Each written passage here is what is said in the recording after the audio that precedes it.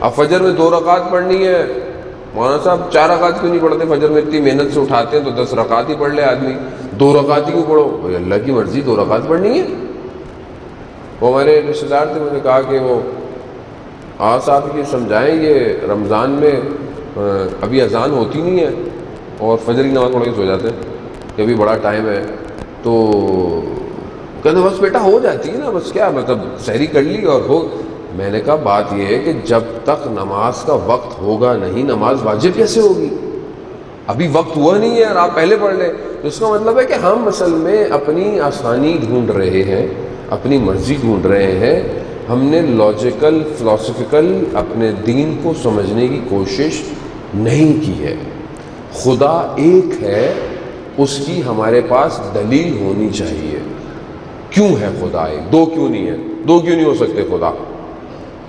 2 خدا ہوتے جیسے جو ہے وہ بدھسٹ کے ہاں 2 خدا ہیں، ایک اچھائی کا خدا ہے اور ایک ان کے ہاں برائی کا خدا ہے، انہوں نے الگ الگ کیٹیگری کی ہوئی ہے۔ یا ہندوؤں کے ہاں جتنے سارے جو ہیں وہ ان کے ہاں بھگوان ہے، ہر چیز کا الگ بھگوان ہے۔ تو خدا 2 کیوں نہیں ہو سکتے؟ خدا ہے، آدھا یہ کام کر لیں آدھا وہ کام کر لیں، کیوں نہیں کر سکتے؟ بولا کیوں نہیں کر سکتے؟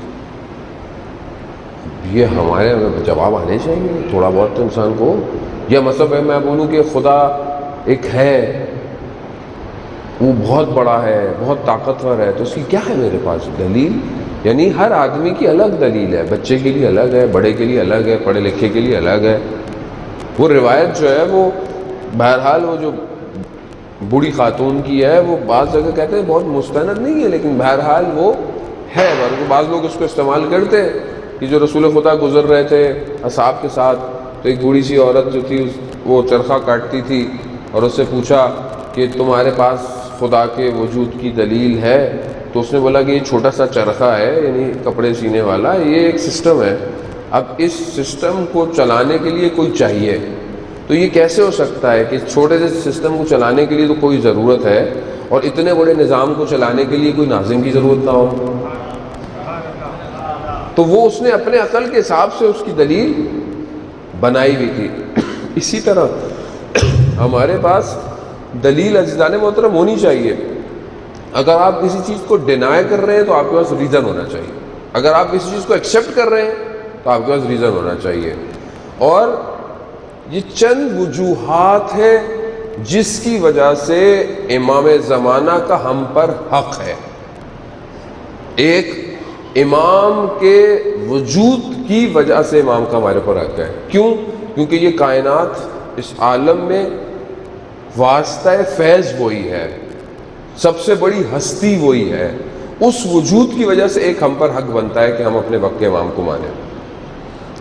دوسرا، امام جو ہے وہ اہل بیت ذوی القربہ میں سے ہے، اور قرآن بھی کہتا ہے کہ رسول خدا سے کہا کہ ہم نے تم سے کوئی سوال نہیں کیا مگر سوائے مودت اہل بیت کے۔ تو خوب امام زمانہ جو ہے وہ آخری فرزند ہے، اس وجہ سے بھی ہمارا حق بنتا ہے۔ نعمتیں ہم پر تمام کی پروردگار نے، ان نعمتوں کو اس کا شکر ادا کرنے کی وجہ سے بھی امام زمانہ پر ہمارا حق بنتا ہے کہ ہم امام کا شکریہ ادا کریں۔ کیوں؟ کیونکہ امام وہ نعمت ہیں کہ جسے پروردگار جو ہے اس ہمارے درمیان میں۔ اور ایک رسول خدا کی حدیث ہے، فرماتے ہیں کہ اگر کوئی حجت خدا نہ ہو زمین پر تو زمین جو ہے وہ عذاب نازل کرتی ہے، زمین والوں پر عذاب نازل کرتی ہے، اور بہت ساری حدیثیں ہیں۔ تو یہ جو ایک شخص دنیا میں ہے، اس کی وجہ سے زمین کے عذاب بچے ہوئے ہیں ہمارے اوپر، تو اس کی وجہ سے بھی حق بنتا ہے کہ ہم اپنے امام کو یاد کریں اور ساری چیزیں۔ اور اس طرح بہت ساری دلیلیں ہیں جو ائمہ نے روایات بیان کی ہیں امام زمانہ کے لیے۔ اب یہ کہ ہم جب اس طرح دیکھتے ہیں کہ کوئی ابھی خود لاجیکل ہے، یعنی عقلی ہے، ہم پڑھیں، ایک تو ہم کتابیں پڑھیں امام زمانہ کے لیے، ہم جو ہے وہ دوسرے ریلیجنز کو پڑھیں، تھوڑا کمپیریٹیو اسٹڈی کریں کہ دوسرے ادیان میں کیوں وہ ایک شخص کا انتظار کر رہے ہیں۔